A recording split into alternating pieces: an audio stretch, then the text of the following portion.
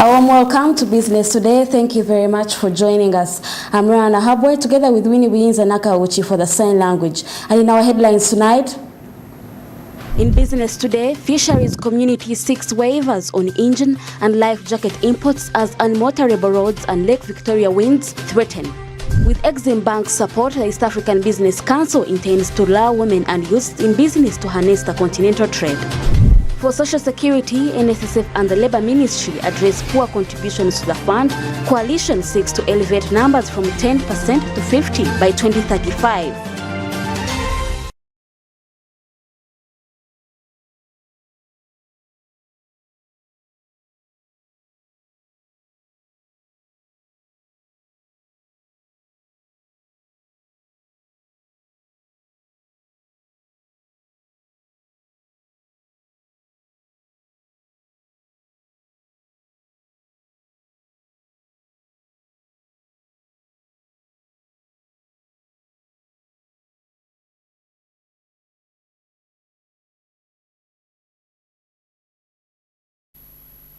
Welcome once again to Business Today. Thank you for joining us. Now, the East African Business Council, with support from the Exim Bank, has embarked on inducing women and youths in business to enhance the Continental Free Trade Zone area, whose growth opportunities are yet to be exploited. John Bosco Kalisa, the Council's Executive Director, is positive that with the move to offer an alternative ground for integration through awareness of the continental opportunities.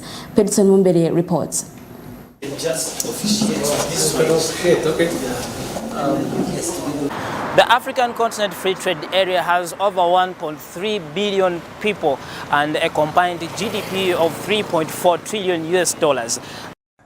The African Continent Free Trade Area could change Africa's economic fortunes, but concerns remain that implementation could be the agreement's weakest link. As part of the activities of the capacity building of FCTA, East African Business Council, with support from Exim Bank, has embarked on sensitizing small and medium enterprises, youth, women in business on the FCTA trade market opportunities. Yes, thank you. Thank you. Creating a single continent-wide market for goods and services, businesses and investment would reshape African economies. The implementation of FCTA would be a huge step forward for Africa, demonstrating to the world that it is emerging as a leader on the global trade agenda. John Bosco Kalisa, the Executive Director, East African Business Council, says that they are fostering a sense of integration through creating awareness of the business opportunities in the African continent. So we need to work together to ensure that we continue to deepen the sensitization, the awareness creation, engaging in the debates and the discussion about the CFTA, but also ensure that we create a very strong trade networks and trade think tanks where the issues of trade matters are discussed and addressed. It is also important that as Africa, we move quickly in terms of having an integrated currency. Currently, the region is grappling with the current external shocks, given that and the external shocks are putting enormous pressure on our currency. The launch of the African Continent Free Trade Area is seen by the private sector across the continent as a huge opportunity to drive Africa from as low as 15% intra-African trade to even 40% in the African continent.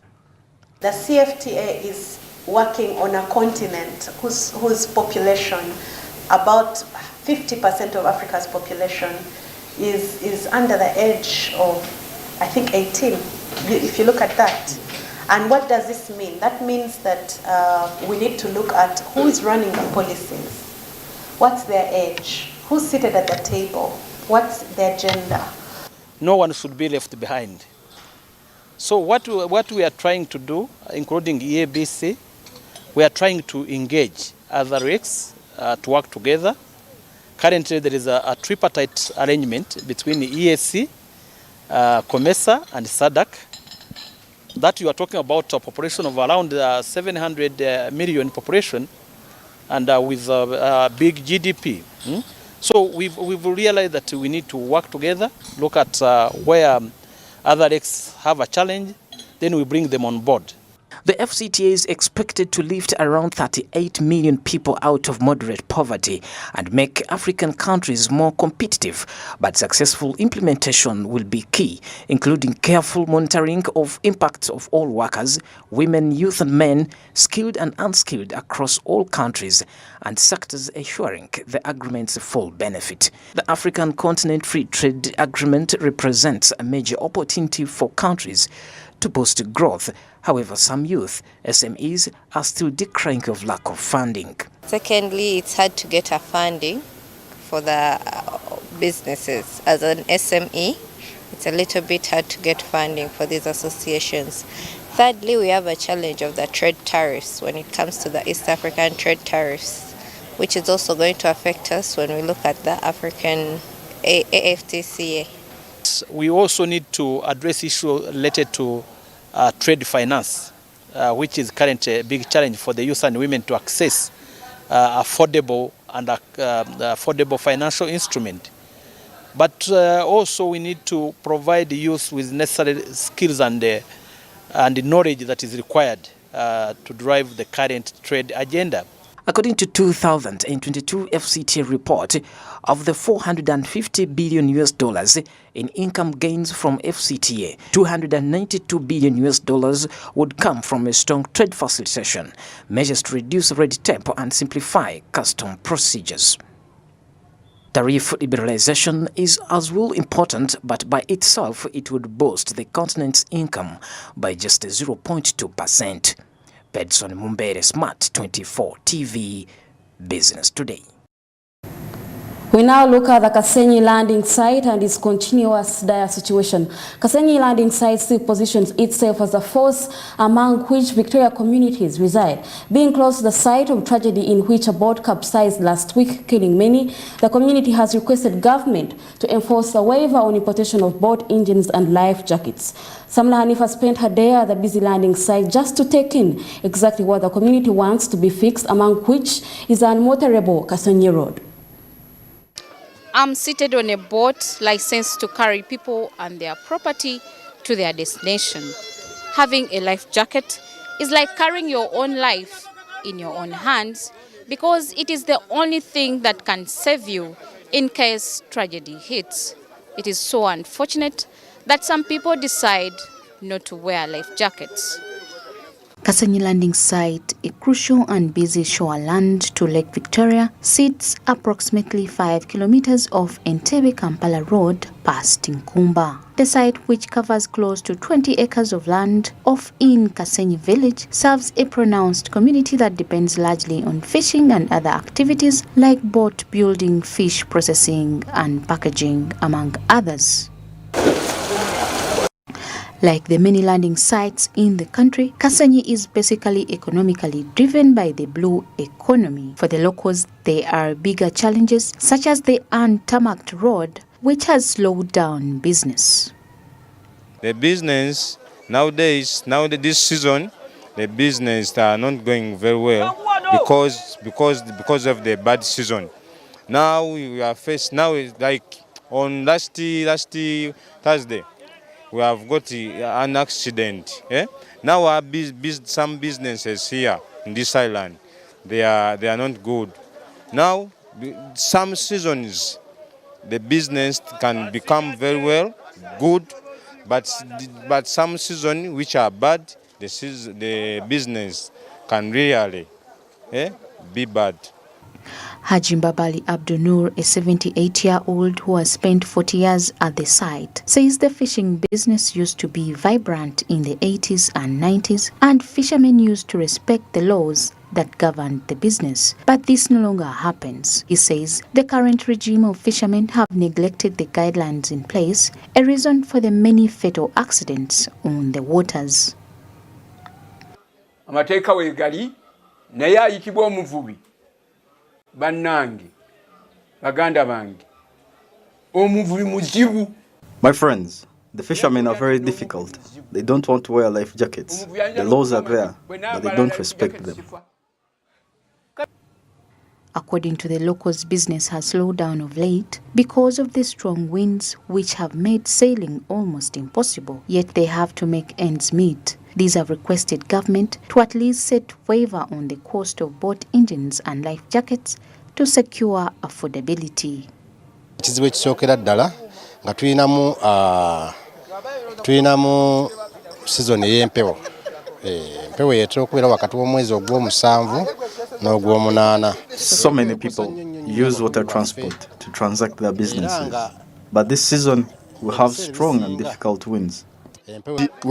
Omuntu wa wansi okudda mu nvuba embi atandika okuvuba ebyennyanja avuba lwakuba nti anyonya ffuna. Omuntu okumanya tetudduukiddwa omusajja w'ekinaala bamugamba agule life jacket. Aleeta abantu 3, oluusi bana lwafunye abantu 5 oba 10. Ne life jacket agenda zigula tezizza magoba. Sigamba nti mafuta, sigamba nti ayongerako ku bizinensi ye. Abulaza amateeka okugula amaki life jacket. Naye senga gavumenti etuyamba ku life jacket ngezo negamba nti amaato g'ekasenge gali ameka azigulidde life jacket katugeza 20 oba 10 tugenda batuyambiddwa oba bazikendeze ku bbeeyi ku musolo bagukendezeeko omuntu wa wansajja bayambiddwa. The problem which we are facing in this island it is like this bad weather. The weather is some season it is bad. We can't our boats cannot move very well. Yeah. Now we need the government to help us to bring for us good life jackets, which can help us to avoid accidents. Yeah, like the time that bad weather comes to us, it affects our islands. Many people can die, young children, important people. The boat riders very well understand the dangers of overloading, but some are reported to have deliberately decided to do so in anticipation of better revenue, as the cause was in the recent Lake Victoria fatality. He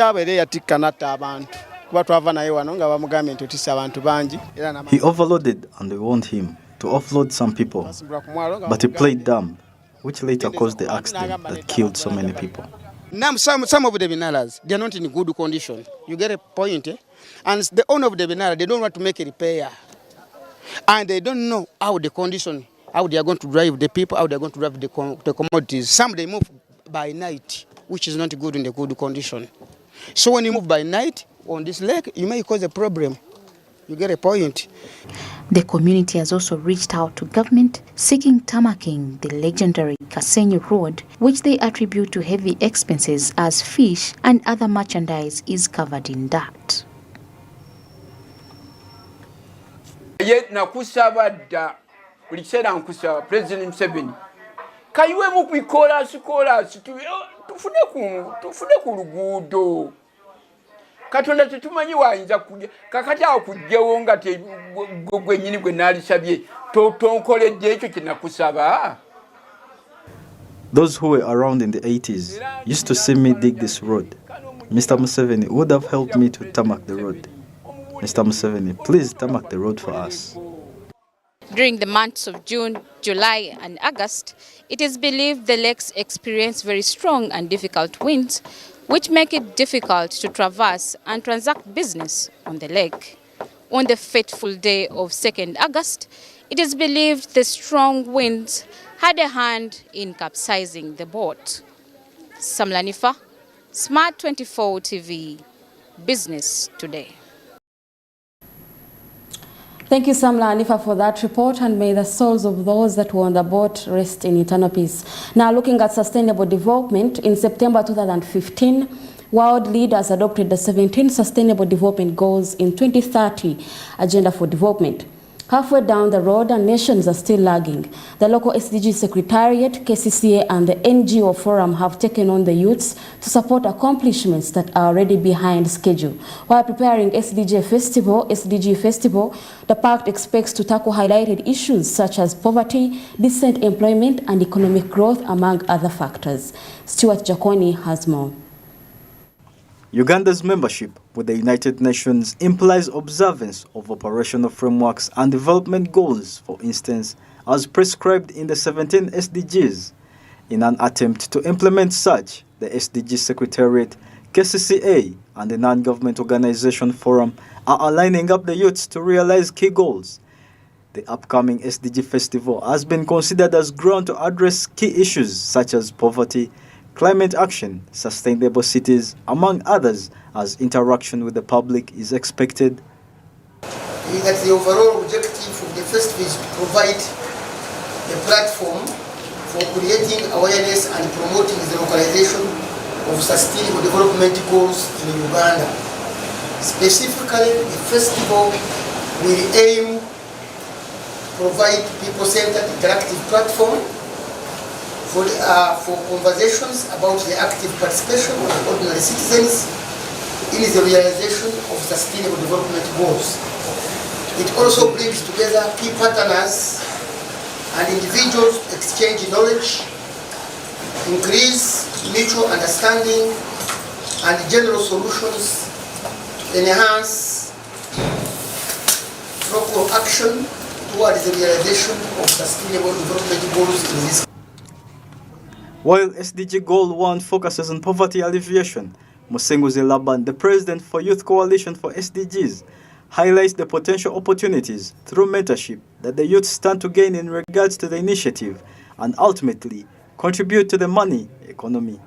There are very many young people. We had budgeted for a little number of people, but we realized that there was the need of having trainings and information shared moments in these regions. So yes, we have analyzed it, we have done it for the past 2 months, that's what we've been doing. So we are looking ahead now to come here and share with these stakeholders and see how can we, because the last regional forums were supported by the Central Bank, that's the Bank of Uganda, it supported us, and of course we were implementing this with the Office of the Prime Minister under the National Secretariat and other partners. So we are also crying out there, not crying out, but we are emphasizing and reaching out to other partners who could suppose our end goal is that we want a one-stop youth center where anyone can come and say, I want 5 bankable projects for young people. We will be available to give them at here at the secretary. KCCA spokesperson Simon Kasiate explains just how 7 of the SDG goals fall directly in line with the authority's framework. He further stresses the need to adopt small urban places for domestic and commercial agriculture in order to support urban household incomes. Has gone a long way in ensuring that we stem urban poverty in its all forms. Matter of fact, we have partnered with key government programs such as NADS, the Parish Development Model, and others to try and ensure that we provide what we want to term as poverty alleviating initiatives to our communities, because we are cognizant of the fact that whereas we live in the capital city, we have a huge section of our population that lives in poverty, and ours is to struggle to ensure that we lift them out of there. And in fact, part of our exhibition on that day is we're going to have our urban farming section. We have a huge urban demonstration farming Janja.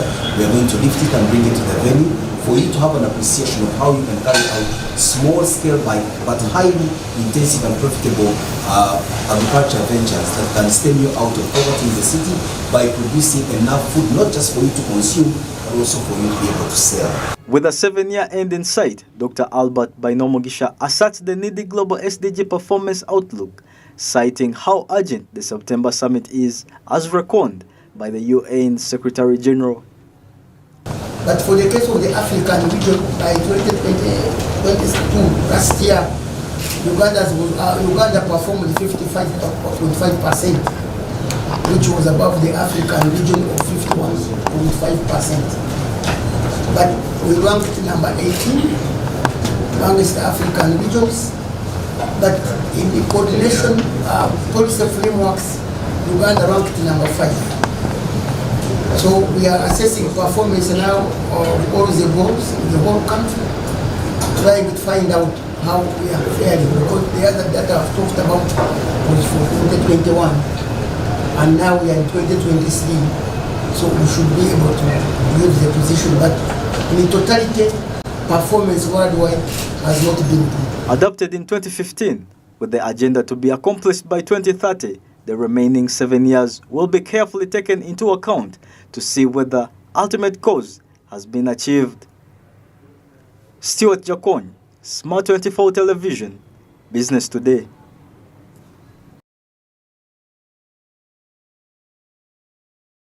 Authority, Bank of Uganda, NITAU and FITSPA have crafted comprehensive digital lending guidelines addressing concerns regarding excess indebtedness, high interest rates, predatory lending and personal data protection. The concerted effort not only seeks to unlock growth but also ensure consumer protection in an era where mobile-powered financial services, where data security stands paramount. Despite the costly USSD acquisition fee of 60 million Ugandan shillings and alignment with the microfinance regulations, guidelines are introduced for digital lenders in Uganda. These cover consumer protection, legitimate funding sources and standardization, aiming to improve the digital credit landscape. The Bank of Uganda emphasizes collaboration with regulators, where UNCDF aims to connect the underserved Ugandans with digital lenders for a harmonized ecosystem. We have brought together the different players to a roundtable whereby we discuss pertinent issues that affect, one, the lenders, two, and above all, the customers, because many customers have lost their funds in schemes that are not clear. So we are trying to help government to regulate fully and work towards having a complete and holistic regulated lending culture. And we cannot downplay the emergence of in isolation. DOU, UMRA, UCC, CRB, of course CRB is a player and not a regulator, that we are working in isolation. I want to believe that we've tried to work together. There is no clear policy, the regulations do not ensure protection, enforcement of existing laws. As we can see, all of us, most of these issues raised by stakeholders are centered around regulatory environment. It's my hope, therefore, that this guideline will align to anti-money laundering. We want to see where this money is coming from. Is this money safe? It is a policy that they should get still approval from the Financial Intelligence Authority, because they have to apply with the anti-money laundering requirements, so the law in place. So these guidelines are also to ensure that consumer protection. I know the public has been hearing so much public outcry of different apps, how they are maybe extorting data, calling different people within your phone. Whoever didn't get to know that you're borrowing money using an app, they get to know that you have really borrowed and maybe you have not yet paid. I call upon the digital lenders to review their applications on actually having that consent from customers where they can access your... Digital lenders claim telecoms overcharge in withdrawal fees, sparking debate. Nelson Chituka insists government should regulate telecoms to reduce charges, affecting lenders' ability to offer low interest rates. Digital lender will lend you at less than 10% unless you guys go and tell the telcos that for these kinds of transactions, you cannot charge what they charge. I'll give you another example. If somebody pays 2 million shillings, the fees that the MNOs will charge is 80,000. Yes. Now what happens with banks is banks use RTGS and EFT. If I send 20 million shillings, the maximum that they will charge me is 10,000 shillings. So the real issue is not with us digital lenders. The real issue is, the president always says that to reduce the cost of goods in Uganda, reduce the cost of electricity. So to reduce the cost of electricity, you go and look at Umeme, go and look at UETCL and say, you guys, what are you charging my manufacturer? For us digital lenders, our costs are in the cost of moving the money. And we are feeling that these MNOs, the Airtels, the MTNs are taking too big a chunk for what they do. You cannot take 10% or 6%. NCB banks that are behind, the MTN, Momo kind of, digital loan need to inform, and I think they are doing their best to inform customers. But as I said, MTN provides the environment to Jumos, to all those digital lenders, all of them. They use the Clinic Pesa, for example. They use the MNO infrastructure to reach customers. Without the MNOs, they cannot exist. There is no digital. Yeah, so MNOs actually plays a very significant role. Now, for us at CRB, our job is to collect vast range of data to help digital lenders make a data-driven, informed lending process. So we make sure that they have enough data to. Their cost of operation is high because of the telecom company, but that is a discussion we shall have with our colleagues from Bank of Uganda, because they are the regulators of the payment system companies, and we see how it can be done. However, it is a discussion because this is a win-win situation. It is a negotiation between the provider, now that is the telecom company, doing maybe the automated deductions, and the licensed digital lender. So it is a win-win situation on how they can decide to collaborate and see, and they negotiate on that interest which is being charged, or that the fee which is being charged. If it has something to make them raise their interest rate, it is also revising on how. NITAU strongly warns digital money lenders to adhere to the law of first fines up to 2% of their annual gross income and potential imprisonment. Collaborating with us to guide them on how they can comply with the other aspects on collection. Otherwise, if they don't, the penalties are high. One, they can be fined up to 2% of their gross annual turnover, but also the individuals can be imprisoned between 3 months to 10 years for violating the law. Right back after this short commercial break. Stay with us.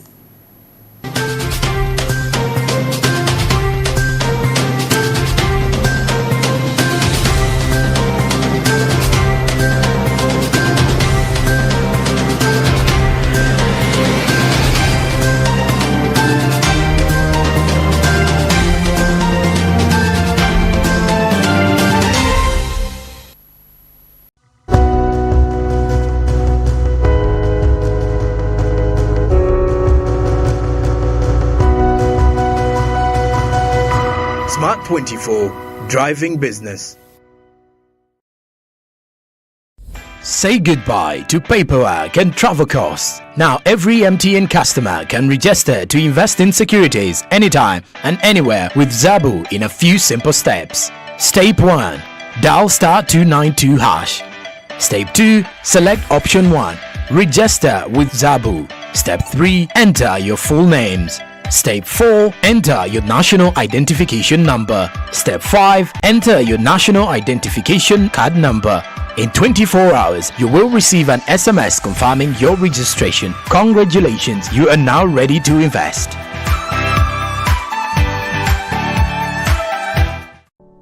Luxury redefined at Seasand Hotel as you indulge in the splendor of elegant living fit for the royalty that you are. Step into comfort, pampering and blissful customer-centric service as you select from our range of comfy, exquisite living quarters furnished to meet with your royal preference. Surrounded by scenic beauty, our tropical setting allows you to escape the glamorous ordeal of city life. Our ambient green gardens will guide you to a place of revitalizing rest. The 3-star restaurant caters to your palate, serving your choice menu ranging from exotic cuisines to local delicacies. Our chefs will serve you full course meals for a truly out-of-this-world culinary experience. Our fully stocked bar to whet your throat, from renowned global brand whisks, brandies, gins, beers and wines to our locally celebrated beverages, you will not lack for any brewage. It's an all-new experience in the East at Seasand Hotel. So visit today at plot 15 to 19 Spire Road, Ginger, or contact us on +256 751 719 960 and +256 785 354 614 for reservations. Seasand Hotels, luxury redefined. Your okwogera n'eddembe. Weefunire MTN Freedom Bundles ezitaliiko kkomo. Nyiga star *2 oba kozesa My MTN app ofune bundle bweziti endala. Awamu tewali kitulema.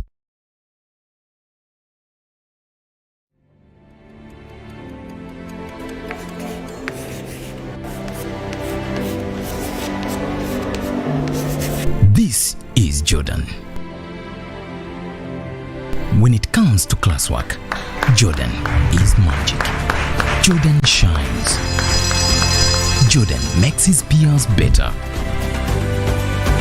Jordan is a true leader. White Star Magic family. Be a leader. Be magic.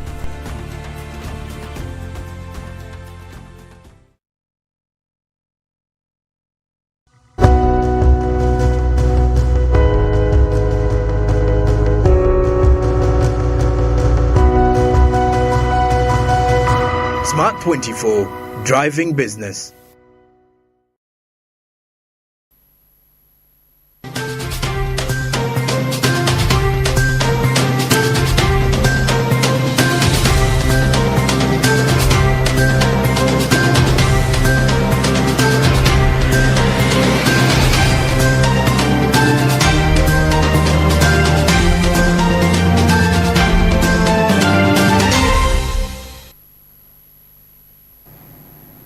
You're still watching Business Today, and if you just joined us, we are in for the second half.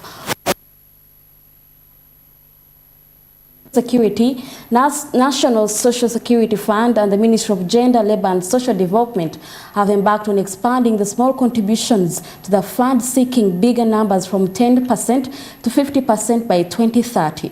The current coalition intends to tap into the broad informal sector that's largely unlinked from the fund, despite provisions such as voluntary contributions and seamless employee numbers. Bronya Katsimi has more. Between January 2022 and June 2023, NSSF is reported to have collected around 1.7 trillion shillings from 160,000 contributors. Currently, only 10% of individuals are contributing to the Social Security Fund, a trend that has been cited as worrying. Nevertheless, the Ministry of Gender, Labour...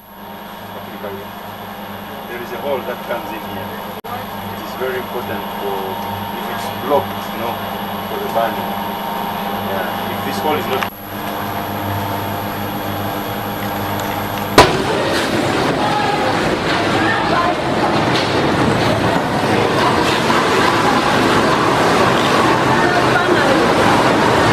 Not like some of us, you will go to government office, you hang your coat there, then you go around, walk and come back and find that people come and say, it's around, the coat is there. The coat remains the whole day. So, but one, I note that most of you have articulated the lack of respect by employers.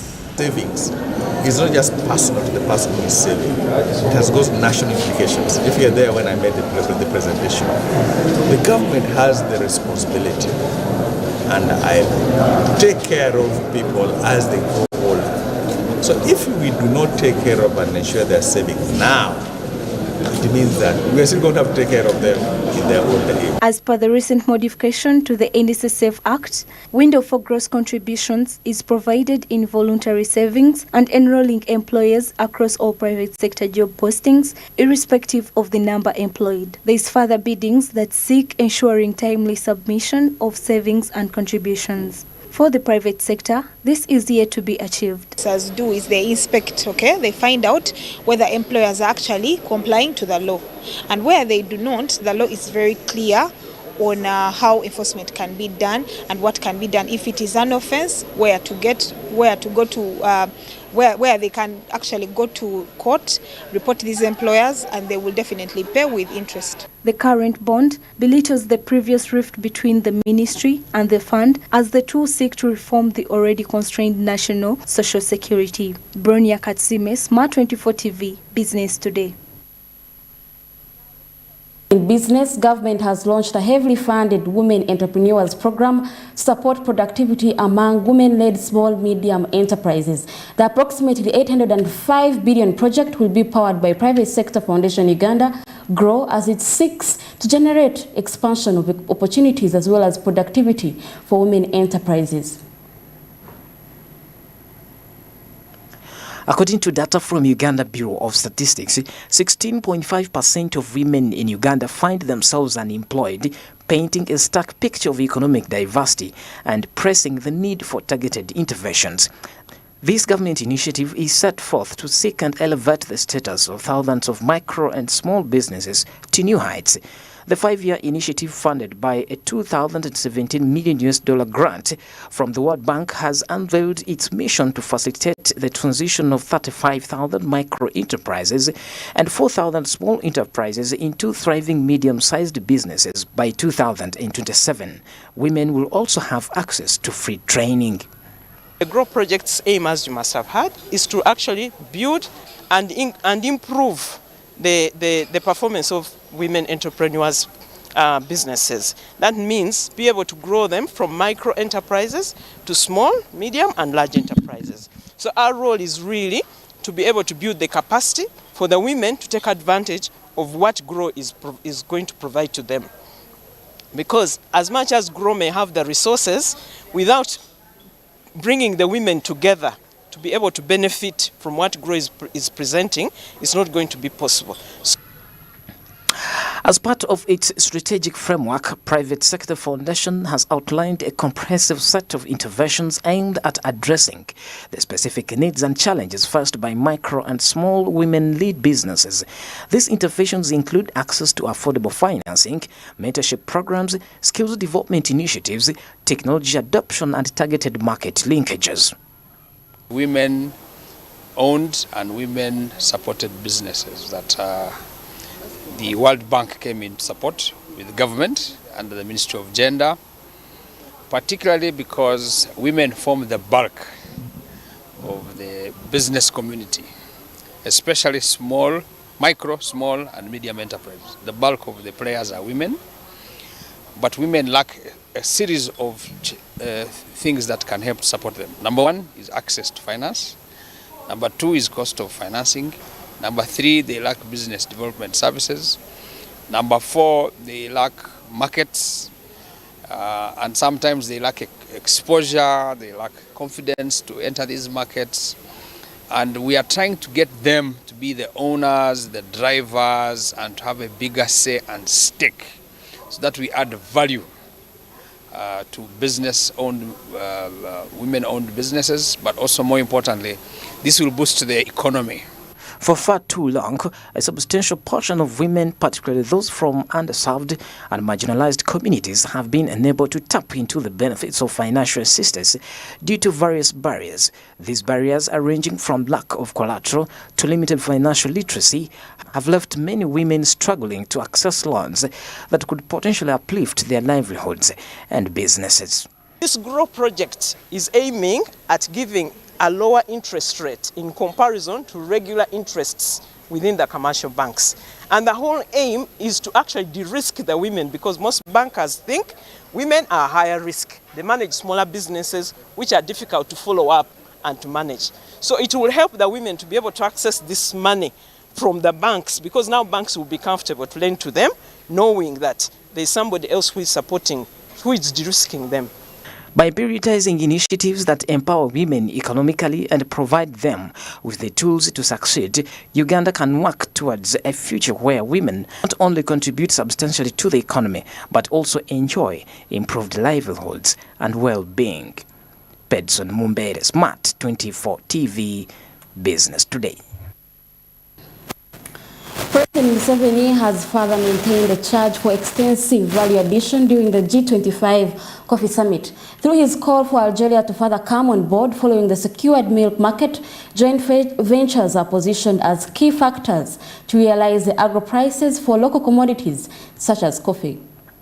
President Museveni further confirms Uganda's commitment to value addition beyond the agriculture sector in attempt to record better revenues. At the start of the pivotal G25 Africa Coffee Summit, the president hosted a delegation from Algeria, led by the country Minister of Commerce and Export Promotion, Honorable Taib Zitoun. In a candid conversation, President Museveni highlighted the long-standing economic support that Africa, including Uganda, has extended to Europe, unlike on the rivers. We have been using our pockets for the last 200 years to support the Europeans, buy their vehicles, buy their aeroplanes, buy their medicines, also for the Japanese, but they don't understand this. Now, when we say, okay, you also support us by adding value to coffee here, and you buy more, you pay us more, they don't understand it. In light of this, President Museveni proposes establishment of joint ventures, emphasizing the potential for higher revenue through value addition. While Uganda currently earns around $2.5 per kilogram of raw coffee, joint ventures could potentially yield up to $25 per kilogram on the processed product and also stimulate job creation and economic growth. With North Africa and with the Middle East, because here we can produce anything to do with agriculture. So therefore, what I propose is joint ventures. The company will get more money from coffee than we are getting now. For raw coffee. Raw coffee, we may be getting $2.5 per kilo. When we add value together, we may get 25. Even if Uganda was to get $25 together with our joint venture, and then the external operations take $10 or $15, it will be a win-win. In an era of economic independence, President Museveni's call for Algeria showcases commitment to further partnerships that transcend traditional boundaries. The drive to enhance the value of Uganda's coffee through ventures and partnerships exhibits potential for continental mutual benefit. We've come to the end of business today. Thank you for having joined us tonight. Before I sign out, here's a recap of our headlines tonight. In business today, fisheries community seeks waivers on engine and life jacket imports as unmotorable roads and Lake Victoria winds threaten. With Exim Bank's support, the East African Business Council intends to allow women and youths in business to harness the continental trade. For Social Security, NSSF and the Labour Ministry address poor contributions to the fund. Coalition seeks to elevate numbers from 10% to 50% by 2035. Once again, thank you for having joined us tonight. Next time, join us tomorrow at the same time and be able to get to know the latest business news within the region. I'm Rona Nahabwe, together with Winnie Wiyinza Nakawuchi for the sign language. Good evening.